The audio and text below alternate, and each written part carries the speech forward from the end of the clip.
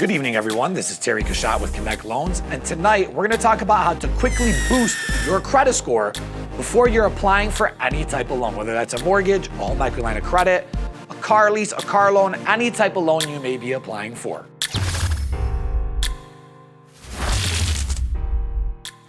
So it all starts first with a basic understanding of how credit works. So number one, how does credit work? You have your revolving debt, which is your credit card debt, and it's the main focus we're talking about here today. You have installment debt, which is a fixed loan with a fixed balance that gets paid off in a certain amount of time, a predetermined amount of time, which could be a car that you own, any other unsecured type of loan you may have. One payment per month, balance goes to zero at a set time, 1 year, 2 years, whatever it is. Number three is going to be your mortgage debt. I'm going to put a few things together. Mortgage debt, home equity line of credit debt, student loans, and car leases. We're going to put in one category that I'm going to say to ignore, because there's not much you could do with those to change or boost your credit score in a quick fashion. Just make sure you're paying those accounts on time. And lastly is going to be derogatory, meaning collections, past due accounts, etc., which we'll touch on here in a little bit as well. So before we get to point number two, the main point here, and this is a little side note that a lot of people don't really realize, you are never reported to the credit bureau at all unless you go 30 days late. Meaning, whether you pay all of your payments 5 days ahead of time or 25 days late, your credit score will be exactly the same as if you were paying everything on time. You wouldn't want to do that because you're going to get charged late fees, but your credit score would be identical if you paid everything 25 days late versus 5 days early. You just want to make sure you're not going late, meaning you never go 30 days past due. Once you go 30 days past due, all the creditors, for the most part by law, are required to start reporting your account to the credit bureaus, and that's when you get hit. That's when your credit goes down, and there's not really much you could do about that once you go 30 days late. So that's a very important rule of thumb. Pay all your accounts on time. Pay them by due date or ahead of time, but don't fret. If you did go 5 days late, 10 days late, nothing gets reported to credit unless you go 30 days past due. So now, point number two is your statement balance versus your credit reporting balance. And again, we're going to focus on your credit cards here. So you may have a credit card that you pay off in full every month. You might ring up $2,000, $3,000, $4,000, $5,000 every single month on that credit card, and you may in fact pay off that full balance every single month. What happens, there is a statement balance and your credit reporting balance. The creditor, whether it's a Bank of America credit card, a Chase credit card, is going to report what your statement balance is. Meaning if you ringed up $5,000 with a credit card debt, you got your statement and you paid it on time, you paid it ahead of time in full to a zero balance, what's reporting to the credit bureau is that $5,000 balance that you had in your statement. And so it's kind of backwards on how credit reporting should work. It's not taking truly into account your average balance or your average payment status. You know, do you pay half every month? Do you pay 25% of your balance every month? Do you pay your full balance every month? It's not taking that into account. And this is where the main trick comes in. If you know you're going to be in the market to go shop for a car, to own or to lease, to go shop for a mortgage or a home equity line of credit or any type of loan, what you want to do is within the month, realistically the 2 months prior to you doing that, you want to start paying all of your accounts prior to when that statement comes out. So if the statement comes out, let's say on the 5th of every month, you want to pay that by the 1st of every month.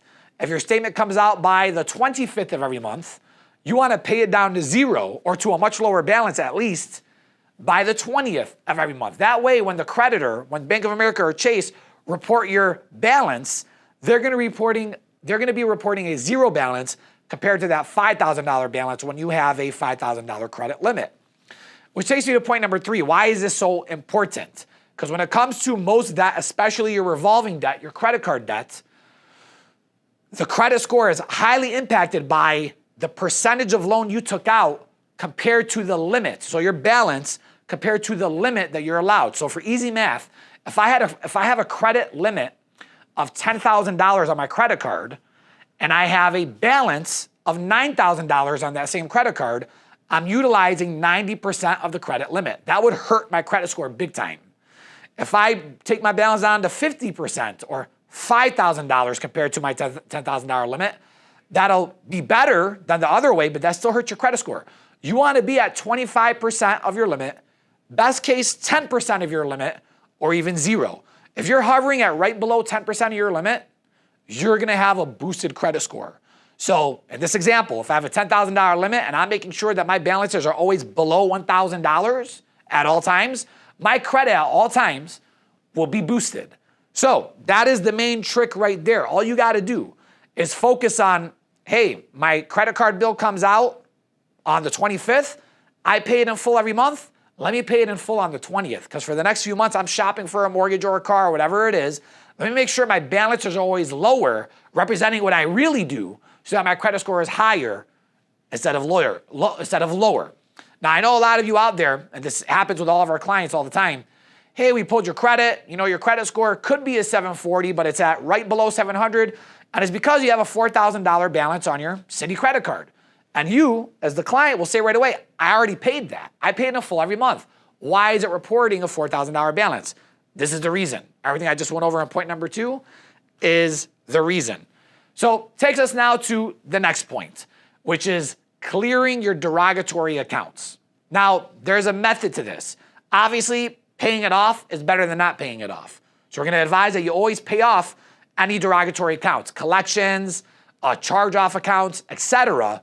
You don't need to pay them in full. You could settle. It doesn't have as big as a negative impact as people think when you settle. It'll show that you settled instead of paying it in full, but it's already a derogatory account. It's already a past due or collection account. It's not going to get much worse than that. So when you have that type of situation, I'm going to advise that you actually call, make multiple phone calls to that creditor, ask for a settlement again, and a third time until you get something that's reasonable, then go out and pay it off. So that's step number 1, paying it off to a zero balance, whether you settle for less than your full balance or not. Part number 2 of this same thing is, depending on the creditor, if it's a collection company is where you're usually going to see what I'm talking about, you can use the fact that you owe them money as a bargaining chip. So, hey, look, I'm applying for a mortgage, I'm applying for a car, buying a new house for my family. I owe you $1,000. I don't got $1,000. Would you settle for $500? Would you settle for $250? Would you settle for $750? But along with us going with this settlement, I would like you to send me a letter stating that you're deleting the account from the credit bureau file. Now, depending on who the creditor is or who the collection company is, they may or may not provide this letter stating that they're deleting your account from the credit bureau file.